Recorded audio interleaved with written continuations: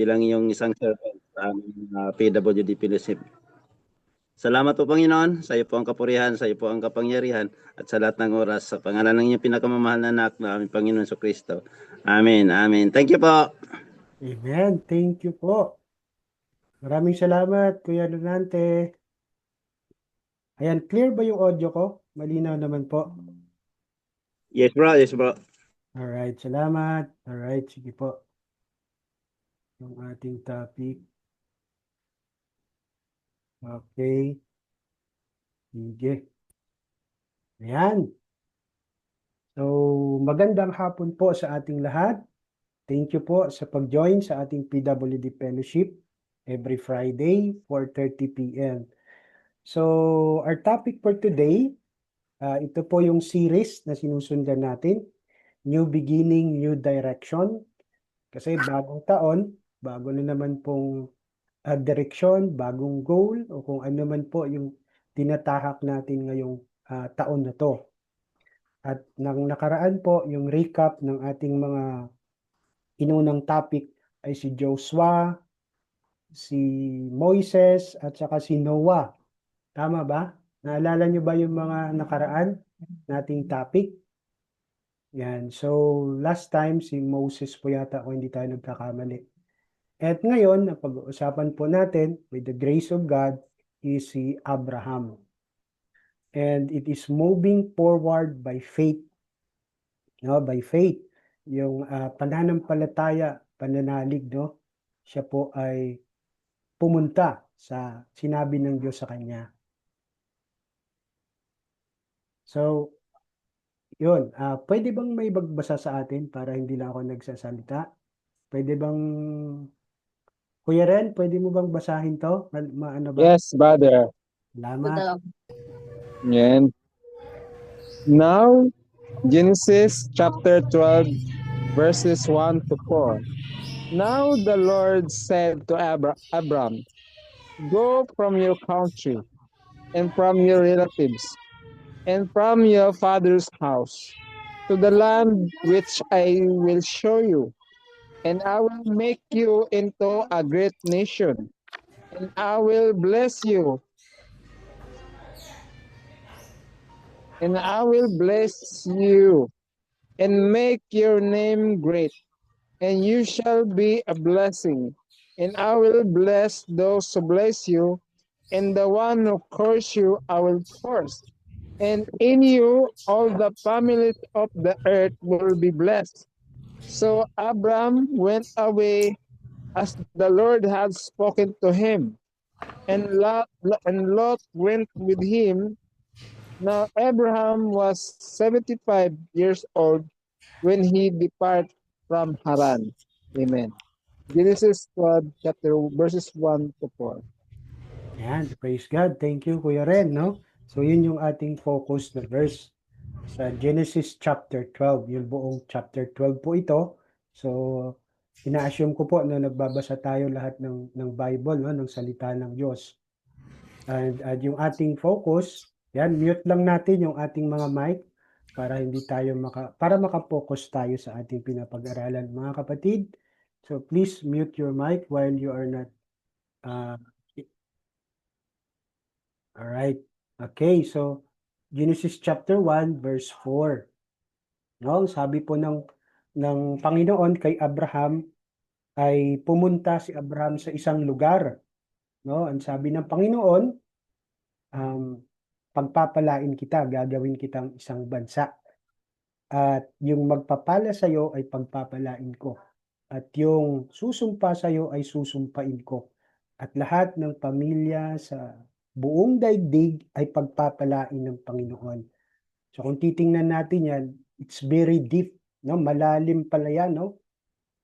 In verse 4, sabi po, so Abraham went away as the Lord has spoken to him. Pumunta nga si Abraham na sinabi ng Diyos. At yung kasama niya po, ang pamangkin niya, anak po ng kapatid niya na si Lut. And nung panahon po na yan ay 75 years old pa lang po si Abraham. Abram pang pangalan niya dito, no? And yung lugar po na yan, yun po ang Haran. But before that, meron tayong tanong mga kapatid. I-share natin yung experience natin. Meron bang pangyayari sa buhay ninyo, sa buhay natin na inutusan po kayo sa isang lugar na hindi nyo alam? Wala pang pamasahe, wala pang pamasahe, no? Basta, sige, binigyan ng pamasahe, no? Pero pumunta ka sa isang lugar, hindi mo alam. Halimbawa, sa Cebu, no? Hindi mo alam yon. Tell us what is your experience? Yan, meron ba? Meron Sa bang, akin po, ngayon pa lang po may experience yung pagpunta sa Cainta Resort na hindi ko po alam. okay, no? Sige. Thank you, Kuya Ren. Oo nga, no? So, sino pa? Meron pa bang gusto mag-share? Meron ba naka-experience dyan na pinapunta kayo sa isang lugar? Yes, Mark. Yan, si Ako, Kuya Ako, Rinaldi. Sige ah, po. ako, yung sinundo ko yung pamangking ko galing sa probinsya. Las Piñas yun eh. Wala Yeah. namang kaalam-alam doon sa Las Piñas. May motor pa ako. Hindi ko talaga sinabi lang yung lugar, tapos yung number, tsaka address. Yan. Ang una talagang magtatanong ka. Tanong ka kung sino yung nakakaalam doon. Pagdating ko doon, tanong ako, tinuturo ako kung saan-saan. Pero sa awa ng Diyos, natuntun ko din. May mga tao din naman na mabait na nagtuturo kung saan talaga. Yung may alam. Yan po. Sabi nga, sumunod ka at matuntun mo talaga. Pag hindi ka sumunod, hindi mo malalaman yun. Praise.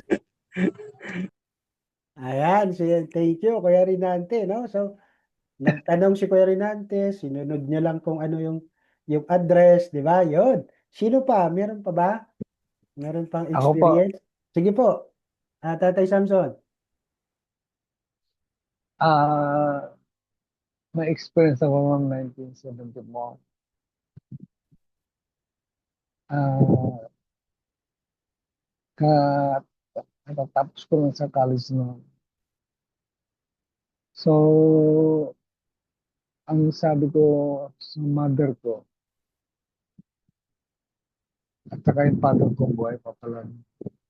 Sabi ko, ang tanong ko sa kanila kung meron ba tayong kamag-anak sa Maynila. Meron daw eh. First time akong makarating ng Maynila eh. Hindi ko nga alam mga ano eh. Basta tinayagan naman ako dahil alam ng mother ko na yung malakas ang loob ko, desidido kung makarating ng Maynila lang yun, yun lang ang pakay ko. So, pagdating ko ng Cubao, ito na, kakapaka na ako. May mga, buti may telepono yung, basta ang sabi ng mother ko, itong telepono ng lola mo doon. Sabi niya, hawak-hawak ko yun. Pagdating ko sa may farmer's market hindi ko pa alam marunong, hindi pa ako marunong mag-dial. Inalalayan ako ng ano. Yun, so, praise God. Kasi, ano yung, sa pagpursige ko na yun, dahil malakas ang loob ko hindi ako pinabayaan ng Panginoon at yun na ang umpisa ng ano na, yung tumulong ako sa lola ko. After 3 months, yun, sinubukan ko lang apply sa military. So, yun lang ang experience ko, bro. Thank you. Kuya Mark, Sige po, Kuya Angel. Sige po. ayun, makahabol din. Sige, sige po. Sarap sa bahay. Sige po. To God the glory itong experience ko. Actually, lakasan ng loob to. Matagal na yun, kung anong year siya. Basta, andun kami sa US, sa Washington DC. Tapos travel yon ng company, parang incentive nga, qualify. Tapos napuna ko doon sa kasama ko, ayaw niyang gumala. Ako mindset ko, minsan lang makarating dito, ba't hindi kami mamasyal? Kasi limited lang yung parang tour. So ang ginawa ko, mag-isa lang ko, iniwan ko sila, gathering doon, dami nila, parang lakasan ng loob. humingi lang ako ng mapa. Gusto ko lang makarating sa White House, doon sa yung sa Lincoln, Yes. yung parang patusok na parang tore. Gusto ko lang mapunta, mapag-picture lang ako doon. So kahit wala akong kasama, stranger, bastang hawak ko lang mapa. Tapos sakay lang ako ng bus, parang ganon. So yung risky siya, pero ang point ko naman is minsan lang mangyari yun sa buhay. At least hindi naman ako pinabayaan ni God. Nakabalik naman ako doon sa convention hall. At least may mga souvenir pictures ako doon sa mga dapat napuntahan sa mga ganong klaseng lugar. Yung by God's grace, di naman ako naligaw. Yun lang, Kuya Mark. Thank you. Yan, praise God, Kuya Angel. Meron pa ba? Meron pa kayong experience? I'm sure talagang meron tayo bawat isa, no? Nahihiya lang. Meron po. Yeah. Oh, okay. Yan. Go ahead. Sige po. Go ahead, brother. No, ladies first. Ladies, who is that? Giselle? Yes po. Sige Hallelujah. po. You can Good share. afternoon, everyone. Hallelujah. Good afternoon. My experience po, nung first time ko nag-travel papuntang, from Davao to South Cotabato, Sarangani. Hindi ko alam yung lugar kung saan ako papunta, but first time ko yun na nagpunta doon nang dahil sa first fellowship namin on-site.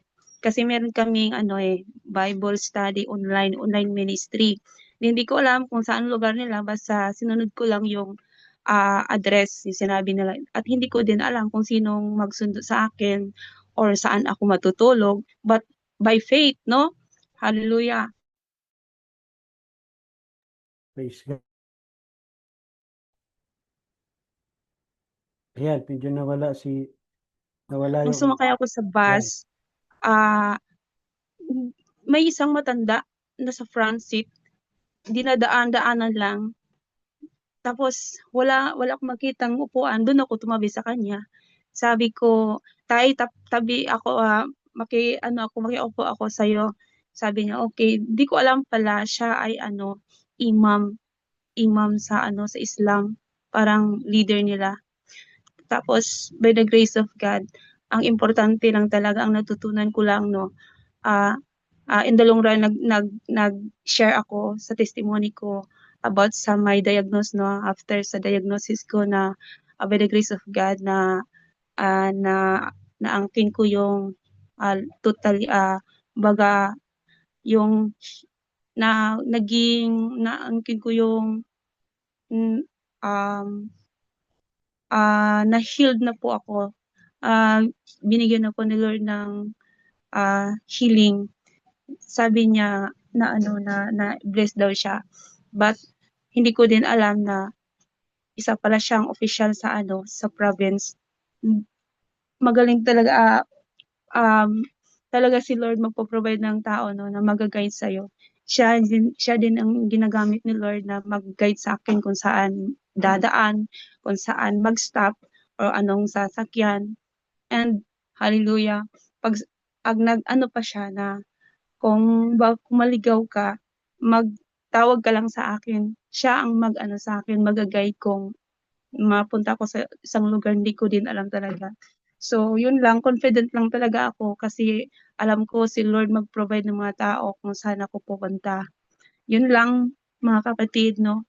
Kailangan talaga kung kahit saan ka, by faith talaga, maging confident ka kasi nandyan lang si Lord mag-guide sa'yo, mag-guide sa atin. Yun lang, magandang hapon din ulit. God bless everyone. yan, God bless. Praise God. Thank you so much, Ate Giselle, for sharing. Napakaganda po nun, no? The Lord will guide us, no? Dahil kasama natin po siya. So we just have faith and trust the Lord. So yan po yung mga experience ninyo at napakaganda po nito, no? At Wait, yan- what was the question again? yeah, do you, Brother Johan, do you have experience that you go into a place in another place that you don't have any idea? What is your Oh. experience? How? Oh yeah, I got a story for you. Sorry Yeah. lang English ito eh. So It's okay. pero 19 1992 or 93. My first time to go to Hong Kong. Ay, nako, may problema ako on language barrier. The first time I went there, I wanted to go to a CR. Here in Manila, you say CR, alam ng mga tao, di ba? Pero in Hong Kong, they have no idea what CR is. They don't know what restroom is. They don't even know what bathroom is. And I tell you, I wanted to pee so badly because there was such a language barrier. And this guy just did not understand what I was trying to say. Finally, I tumbled to the word toilet. Now that they understood.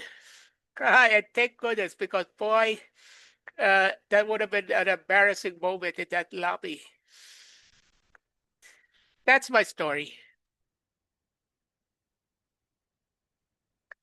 Oh, okay. The language, the communication problem.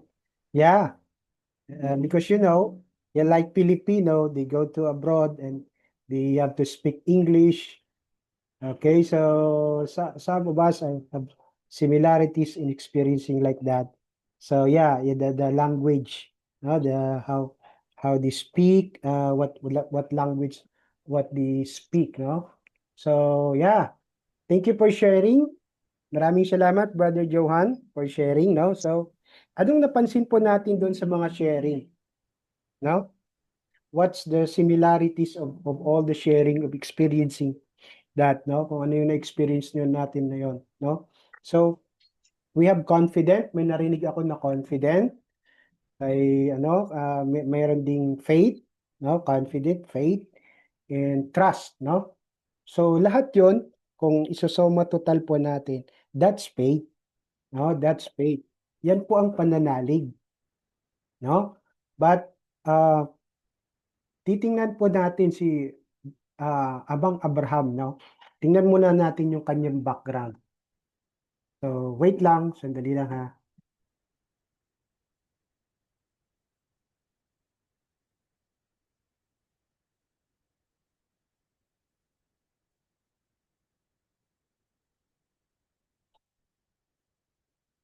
Alright.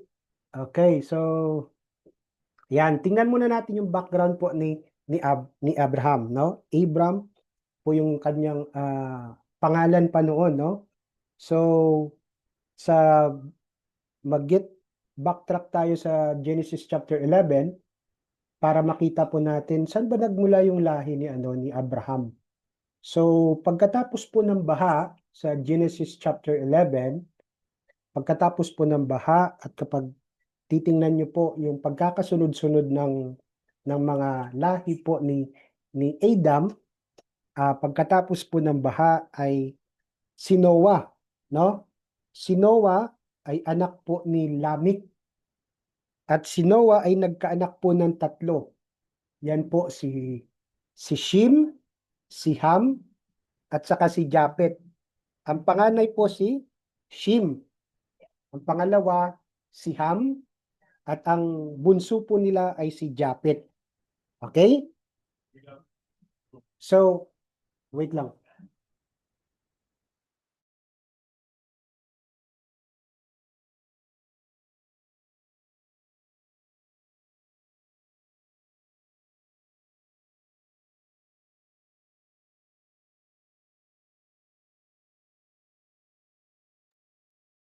Okay.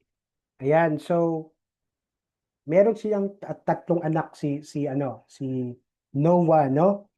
Yan nga si Shem, si Ham at saka si Japet. And si Shem, may anak po siya, ang anak niya po na pinakapanganay ay si Arphaxad, no? And so on and so forth. At hanggang naging anak po doon si Nahor, na ang naging anak niya po si Terah. At diyan po lumabas yung lahi po ni... Okay, Brother Gian, ano yon? Brother Gian? Hello, bro? Sorry bro, napindot kang bro, sorry. Ay, okay. Yan. So, ang naging anak po ni Tera ay tatlo din. Si Abram, si Nahor, at si Haran. At si Haran po, yung tatay po ni Lut. No? And Haran died during the lifetime of his father Tera in the land of his birth in Ur of the Chaldeans. Mamaya tingnan natin sa mapa. No? And Abraham and Nahor took wives for themselves. And the name of Abraham's wife was Sarai. Hindi pa Sarah yung pangalan niya dyan. Mapapansin ninyo, si Abraham din po, Abram pa lang ang pangalan dyan. And the name of Nahor's wife was Milcah. Okay? Yung asawa daw po ni Nahor ay si Milcah, the daughter of Haran. So kapatid din nila po si Milcah at saka si Iska. The father of Milcah and Iska, si Haran po, yung kapatid din nila, no? Sarai was unable to conceive, barren po, no? Baog po si Sarah diyan. She did not have a child, kaya wala silang anak, no? Ni Abram.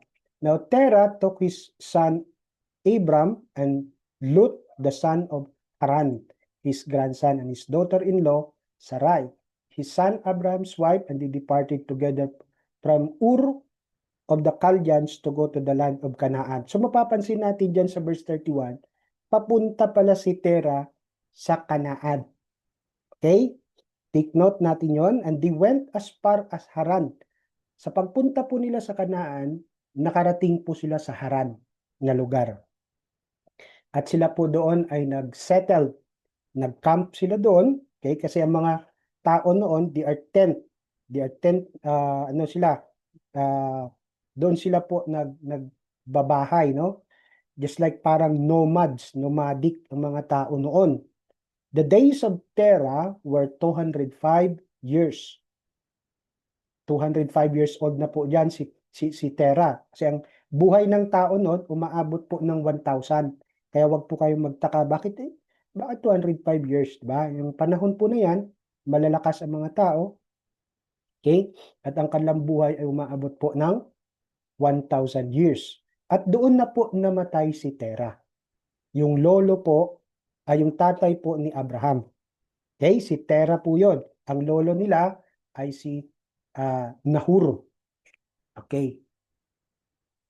So pag tingnan natin po yung mapa, pag makikita ninyo, dito po yung Ur. Can you see my, ito, yung ini-scroll ko po? Sino Yes, bro. Oo, yan ang Yes, bro. Ur. Okay? Nakalagay dyan Babylon. Yung bansa po na Ur ay parte po ng Babylonia. Remember po nung panahon po ni Nebukadnezar, sinakop po nila ang Jerusalem. Yung dalawang tribes ang namumuno, Benjamin and Judah. Okay? Nung panahon na yan, si Sidikayas ang hari. Hezekiah, no? Na pinalitan yung pangalan at doon na namatay doon sa Babylonia. So that was in the modern day of Iraq. Iraq na po ito ngayon, no? Yan po ang pinagsimulan po nung nabasa natin yan ng 1993, The Cradle Parang of no sounds Civilization. po. Ito po yung what we call this, yung ilog ng Mesopotamia. Yun po ang Cradle of Civilization, diyan nagmula, no? At pinapanawalaan ng mga scholar na nandyan din po ang Garden of Eden. Sa Babylonia daw po yun. Disclaimer po. So, yan. Dumaan sila po sa Euphrates, which is the Iran. Yung, I believe, Iran na po ito ngayon, no? Yung Tigris and Euphrates Canal. No? Ilog po ito na malaki, hindi yan dagat. At yung Nineveh, which is the Assyria. Remember nyo po, si King, yung nagkaroon ng leprosy, yan, sa Nineveh yun, di ba?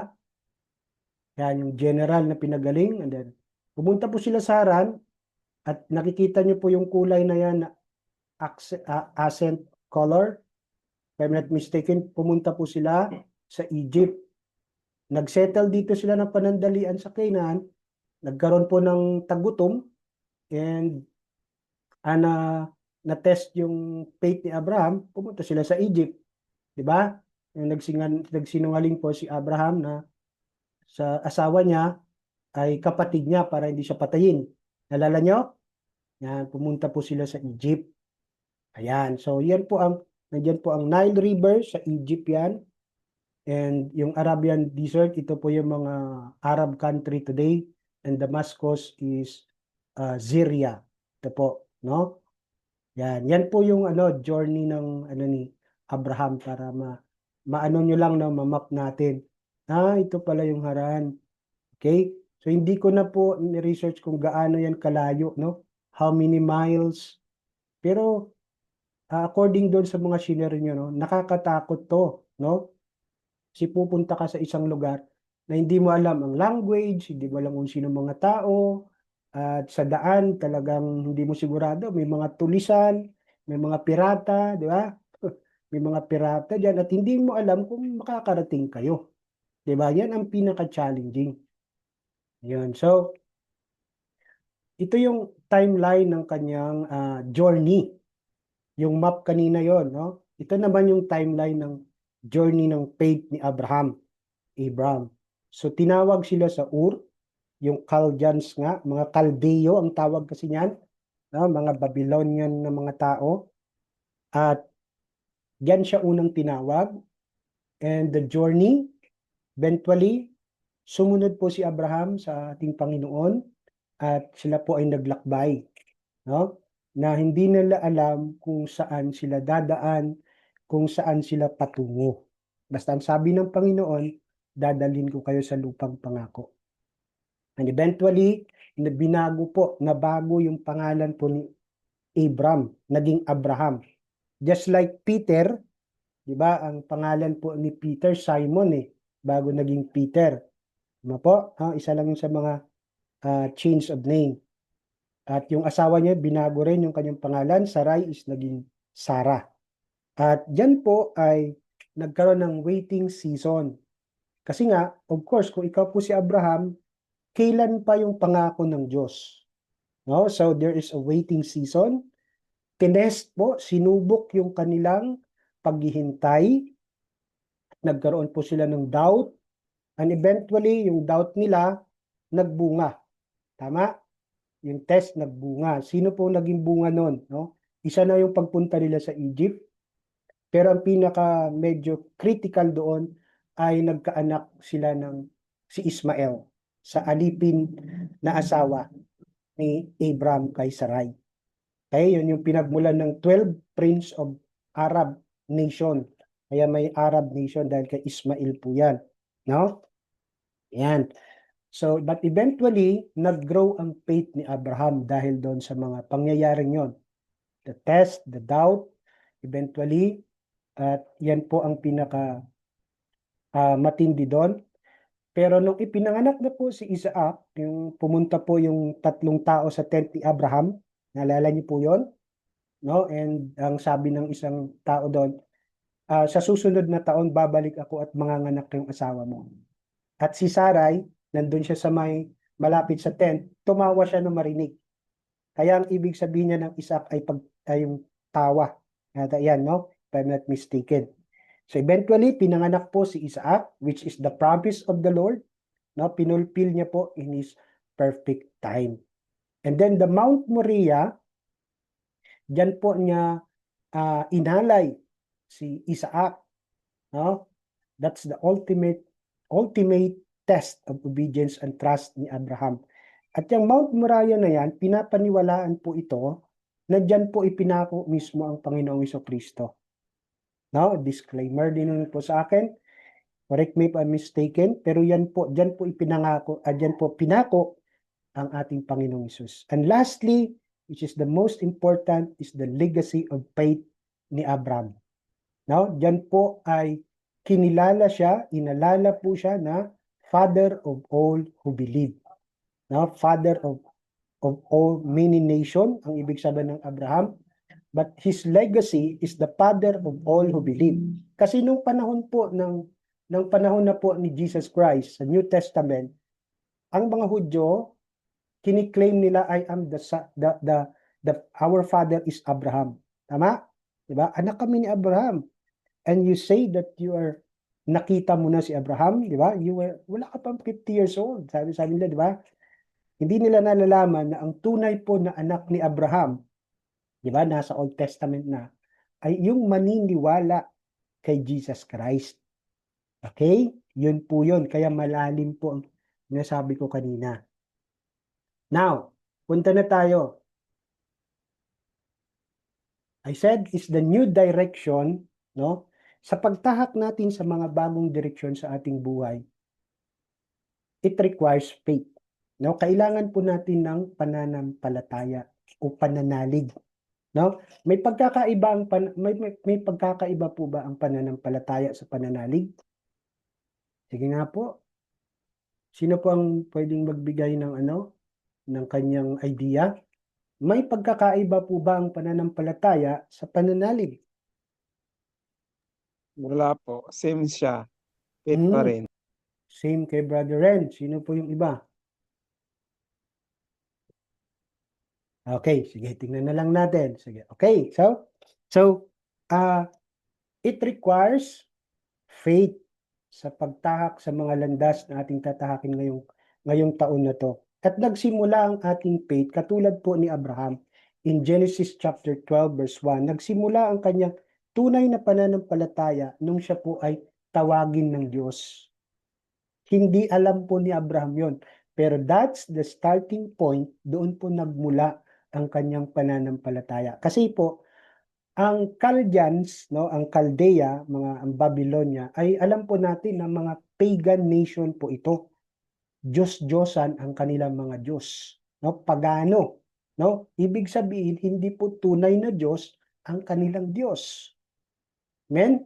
So their faith is not faith at all, no? Kasi ang object ng faith nila is nakabase sa mga nilikha na mga Diyos-Diyosan, hindi Diyos, no? Gawa ng kamay o mga pila at tanso, di ba? Mga larawan ng mga hayop. Ganyan po ang mga Diyos-Diyosan noong unang panahon. Okay? Right? So nagsisimula ang ating pananampalataya nung tayo ay tawagin ng ating Panginoon. Katulad po natin, nung kayo po ay tinawag ng Diyos, when you receive Jesus Christ as your Lord and Savior, that's the starting point that we had been called by the Lord. Diyan nagsimula ang ating faith. Tandaan po natin to, okay? Faith moves without seeing the full plan also. No? Yun nga, yung experience natin kanina, katulad po ni Abraham, by faith, Abraham obeyed, even though he did not know where he was going. So ganun po, no? Hindi po natin kailangan malaman ang plano. In Jeremiah 29:11, hindi kailangan makita yung plano. Di ba pag gagawa tayo ng bahay, may mga plano yan eh. Diba? May mga architect, may mga plano yan. Okay. Sa mga operation, mga business, may plan yan. No? Pero dito po, ano sinasabi po sa atin? No? We trust on the plan of the Lord because we have faith in Him. Kaya ang object ng faith natin ay ang Panginoong Hesukristo mismo, God Himself. Just like Abraham, model po. No? Siya po ay sumunod lang. Kanina po, no, sa mga sharing natin, obey. No? The confident. No? They are moved by their confidence. No? Pero dito po, ang faith natin, we have the confidence from the Lord. No? Napakahirap nito, sabi ko nga po, kasi hindi po alam ni Abraham kung anong mangyayari sa kanya doon. Kung makakabalik pa ba siya na buhay, kung makakarating ba siyang buhay. Ba?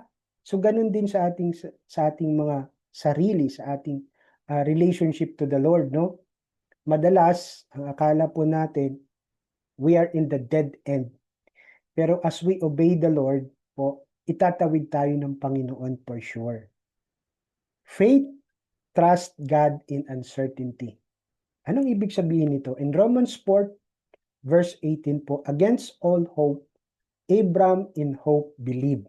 So yung believe dito, yan po ay sumusunod. Hindi po ito naniniwala sa salita. Okay?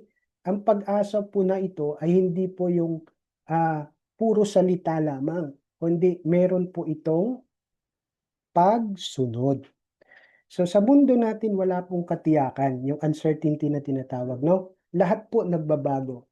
Nagbabago ang ekonomiya, nagbabago ang tao, nagbabago ang panahon, no? Kaya uncertainty. No? Kahit yung dollar, yung rate ng mga dollar, money, nagbabago po. Presyo ng gasolina, presyo ng mga bilihin, uncertainty. Po, minsan yung ekonomiya natin bababa, minsan ganito ganyan, minsan wala tayong trabaho, minsan lugi yung negosyo. Minsan, natanggal ka na sa ministry. Okay? May layoff na sa trabaho. Tinanggal ka na. So, pero ang sinasabi sa atin ng Panginoon, as we trust the Lord, kasi ang Diyos natin, bakit kailangan natin magtiwala sa Diyos? Because God is not changing. Hindi siya nagbabago. Siya lang ang certain. Siya lang po ang katiyakan. Katiyakan ng ating pananampalataya. Katiyakan ng ating kaligtasan. Katiyakan po ng buhay na walang hanggan. At ang katiyakan na ang Diyos ay tutupad sa kanyang mga pangako. Na sinasabi sa atin ng Diyos, trust me, Kuya Ren. Kahit ikaw may kapansanan, I need you to trust me. Yun po ang sinasabi ng Diyos sa atin. Dahil ang kanyang mga pangako po ay tiyak. Hindi po nagbabago. No, karakter ng Diyos. Hindi po yan nagbabago. Amen? Kahit ano pa man po ang maranasan natin, kahit ano pa man po yung pagdaanan natin sa buhay. Diba? 2026 na po. Sa mga nagdaang taon, nakita niyo po kung gaano ka-faithful at katapat ang Diyos. Kung paano po tayo tinawid sa kabila po ng napakaraming uncertainty nangyari sa buhay natin. Amen? What else? Faith requires obedience, not comfort. Okay. Ang tao kasi, susunod siya sa Diyos kapag komportable. Genesis chapter 12, verse 4, so Abraham went as the Lord had told him. So pag binasa niyo yung Bible, wala pong complaint si Abraham. Tama? Tama po. Amen? Amen? Sino nakapagbasa nito ng Genesis chapter 12? Sige po, amen nga, heart. May mababasa ba kayo doon na nag-complain si Abraham? Wala po tayong mababasa doon. No? So Abraham went, sumunod si Abraham, pumunta siya as the Lord had told him. Walang labis, walang kulang po. Hindi po nagtanong si Abraham. Kaya yung pagsunod sa Diyos, okay, oftentimes, madalas, nasa hindi po tayo komportable. Yan. Ini-step out niya kasi yung faith natin kung talagang mananalig tayo at mananampalataya sa Kanya. Kaya ang sikreto, we need to obey. Obey first. No? Sumunod tayo kung talagang may pananampalataya tayo. And in faith, in faith to the Lord, we need to wait for God's timing also. Kasi sabi ko nga po, si Abraham kanina, yung anak niya, yung pangako ng Diyos, of course, siguro ko sa disclaimer lang po, no? Siguro sa ano niya rin po siguro, siyempre nagiging impatient din siguro po si Abraham. Pero ang sabi po sa Genesis chapter 21 verse 1, the Lord did for Sarah what He had promised. No, yung isang taon na yon, sabi magkakaanak siya. But everything po na pagpapala sa ating amang Abraham, lahat po yon ay timing. Meron po siyang timetable ang Diyos. Ito muna ang mangyayari, ito ang susunod, tingnan natin ang katapatan ni Abraham. At tao lang si Abraham, kaya nga po yung alipin niya, nagkaanak kay Ismael, nagtagutom, pumunta po sila sa Ehipto, nagsinungaling si Abraham para siya po ay huwag patayin. Those are at the test, no, sa timetable ng Panginoon. Kaya eventually ang faith po ni Abraham ay lumago ng lumago dahil sa mga test na noon at nagiging matatag si Abraham. Ganun din po ang mangyayari sa atin. The test of our life, it will give us endurance. No? It will give us perseverance. It will give us a humble heart. Yan ang pinakamaganda niyan.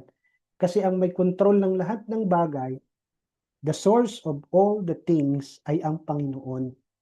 Kaya kung tayo man po ay naiinip, kung tayo man po ay naging impatient, no? Mag-pray tayo, repent tayo, no? Lord, turuan niyo po ako na ako ay sumunod sa inyo.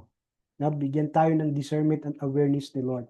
Kasi as God wants to bless us po, ay hinahanda niya ang ating puso. Now, God is preparing us, lalong-lalo na po kung great purpose ang kanyang ipapagawa sa atin.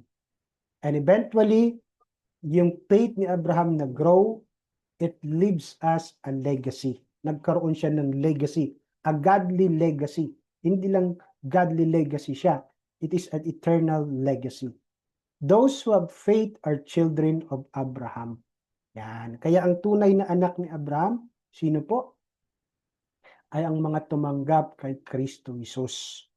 Dahil specific po doon na sinabi sa verse 3 yata yun, verse 3 or 2, sabi niya, pagpapalain ko sa aking anak, hindi po sa ina po. No? Anak ang very specific doon na sinabi ng Diyos.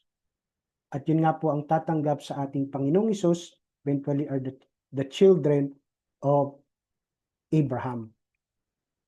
Okay. As we trust, no, sa pagpapatuloy ng ating pananalig at pananampalataya sa Diyos, trusting God without knowing all the details. Hindi natin kailangang malaman lahat ng detalye ng plano. No? Kasi kung alam natin yan, malamang tayo po ay madi-discourage. Di ba? Di ba ang ganda po ng surprise? Di ba? Mas worth it yun para sa akin, mga kapatid, no? Mas maganda yung surprise, no? Kasi pag alam mo yung buong detalye, mahirap pala doon. Ayaw ko dumaan diyan, ayaw ko ng direction na yan. Mahihirapan pala ako, hindi ko kaya yan. Yan. Kaya faith, no? Trust. Magkasama po ang dalawang yan, trust and faith. Okay? If you trust the Lord, if you have faith, you will obey. So kahit hindi klaro, no?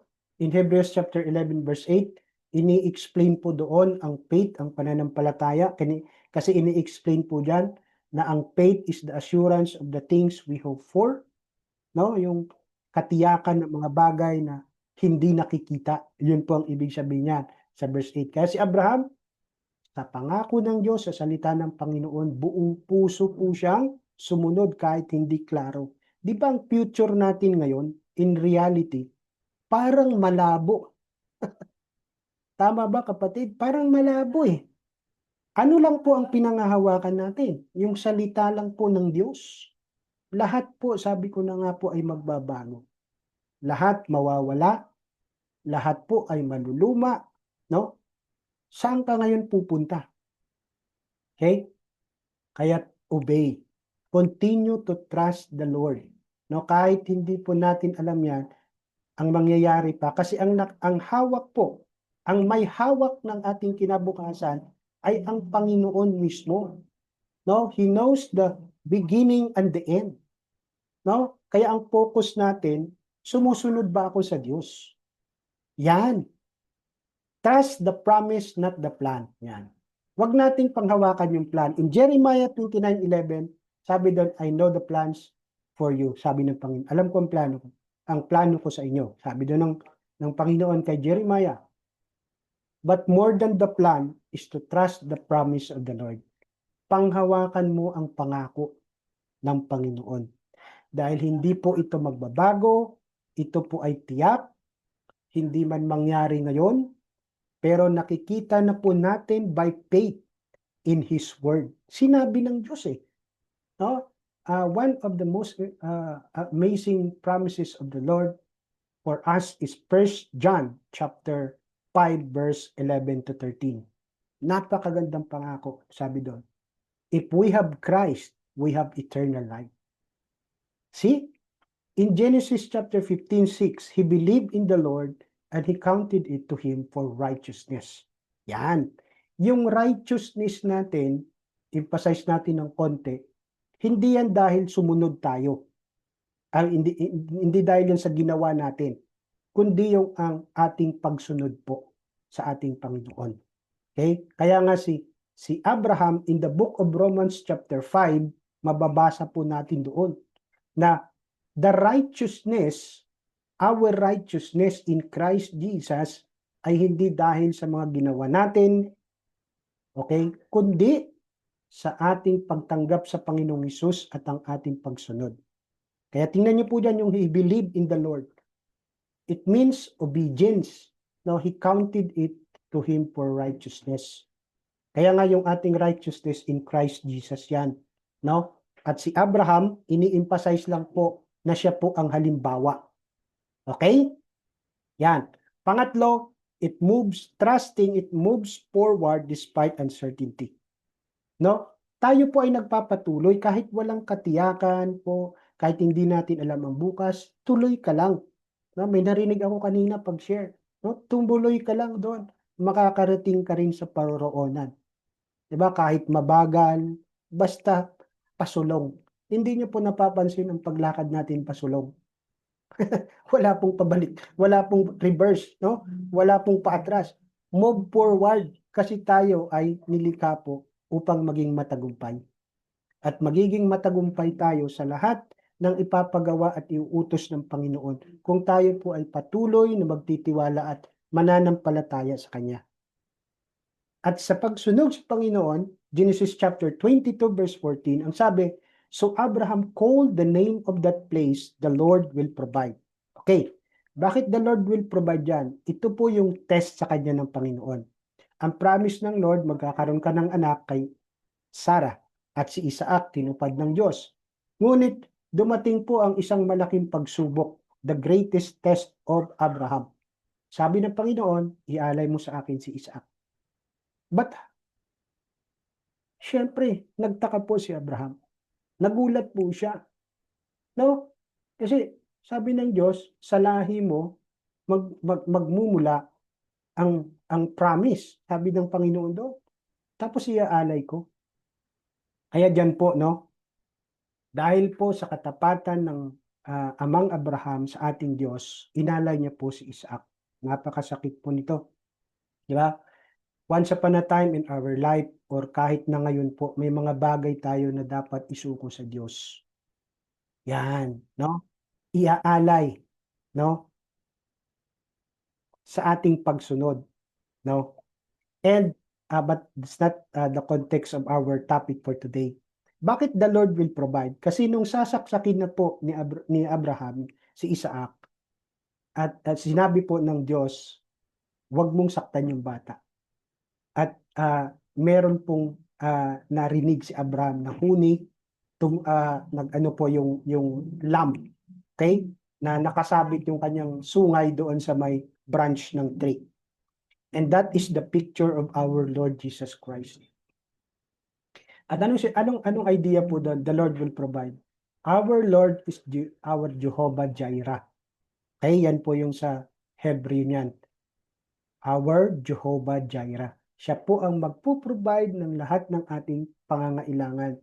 Dahil hindi naman tayo papupuntahin ng Diyos sa ibang lugar o sa uutusan ng Diyos na wala tayong hindi tayo tutulungan, hindi tayo gagabayan ng Diyos o hindi niya ibibigay sa atin ang ating mga kailangan. Diba? Matthew 6:33. Alam na po natin to, no? And the Lord will provide at iyan nga po yung inalay po ni Abraham yung lamb na yon, ang picture ni Jesus Christ, no? So if the Lord will commission us, He will provide provision. Tama? Kasi wala naman pong ginutom ang Diyos na sumunod sa Kanya. Di ba? Yung mga praises natin kanina, yun po ay ang katapatan ng Diyos na siya po ay magbibigay, that He will provide. Amen? And yan, before we end, this is our life lesson.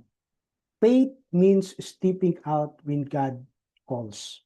Okay, nalaman na po natin kung anong ibig sabihin ng faith. It's the assurance of the things we hope for. But in this context po, faith means stepping out in God's call. Kahit hindi po natin alam ang susunod na hakbang, ano ang next, no? Keep on trusting the Lord. Kasi alam ng Diyos yung daan, no? He is the way, the truth, and the light. At of course, kung ano man yung daan na tatahakin natin, no? At ipapatahak sa atin ng Diyos, yun ay mabuti. Yun ang pinakamainam po. At ang kagandahan doon, kasama natin ang Diyos. Kasi nangako po siya. Matthew 1 verse 23. No, kasama natin ang Panginoon po. At ang faith na to, it's a decision to move. No? Tayo po ay gagalaw. Tayo po ay gagawa. No? Tayo po ay susunod. Hindi ito passive. No? Hindi ito faith na wala ka nang gagawin. Hindi ito faith na okay, mag-aatid lang ako doon sa PWD Fellowship. Hindi po ganoon ang faith natin, mga kapatid. Ang mga sinasabi ng Diyos, katulad po ni Abraham, no? Tingnan niyo po ang ginawa ni Abraham sa kanyang pagsunod sa Diyos. Wala po itong pinagkaiba sa atin ngayon, no? God is telling us to share the gospel. God is telling us po to be courageous and confident in Him. Nagawin po natin yung misyon ng Lord na inaatang po sa atin, na pinagkatiwala sa atin. That's faith, no? Kahit na i-reject ka ng tao, i-share mo pa rin si Jesus. No? Ipag-pray mo pa rin yung mga tao. No? Huwag tayong mag-give up. Because faith is a decision to move. No? Meron kang gagawin. And lastly, magsisimula po ang faith na yan kapag wala ka na sa comfort zone mo. Yan. Sino ngayon dito ang nasa comfort zone pa? Yan. Kasi hindi po faith yun. No? Yung nasa comfort zone pa. It's not faith. It's a fake faith. Because faith without work is dead in the book of James. Amen?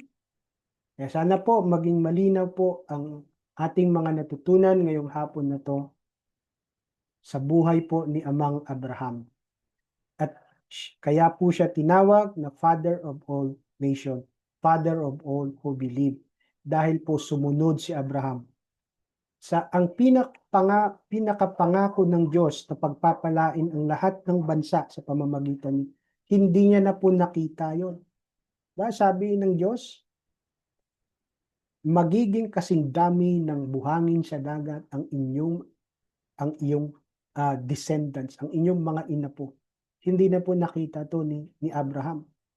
No? Nung pinanganak po si Isaac. And after that, no? The Bible, may record po doon, hindi niya na po nakita. Pagpunta nila sa Egypt after 430 years. Pero po, yung pangako ng Diyos, tinupad niya. Amen? Lumabas po ang Panginoong Jesucristo in the fullness of time. Kaya ganun din po ang pangako ng Diyos sa atin, mga kapatid. Maaaring nahihirapan po tayo, no? Nahihirapan tayo sa kalagayan natin, no? All of us feeling get tired, no? Nangihina tayo. And the Bible says in Isaiah 40 verse 38 to 39 that He will renew our strength. At ang sinasabi doon ng ating spirit po, our spirit is renewed day by day by the Lord para meron tayong empowerment on all the things that we are experiencing. Financial man yan, relationship man yan. Kung ano man ang pinagdadaanan mo, God is our strength. He will renew it as long as we keep moving forward by faith. Yan. Praise God. So, before I end, tayo po ay manalangin. Okay? Let us pray, mga kapatid. Our Father in heaven, thank you so much, Lord, sa hapon na to. Salamat, Panginoon, at pinalakas mo ang aming pananalig at pananampalataya sa iyo, Panginoon, sa buhay po ni Abraham. Lord, tulungan niyo kami, Panginoon, na maging katulad po ni Abraham. in the aspect of our faith, na hindi po kami callous Christian, hindi po kami comfortable Christian. Bagkus Lord, ang inyong pangako, ang inyong salita, hindi po nagbabago. Let us experience this. Hayaan niyo pong maranasan po ito namin sa buhay namin, Panginoon, sa kabila po ng aming mga sitwasyon.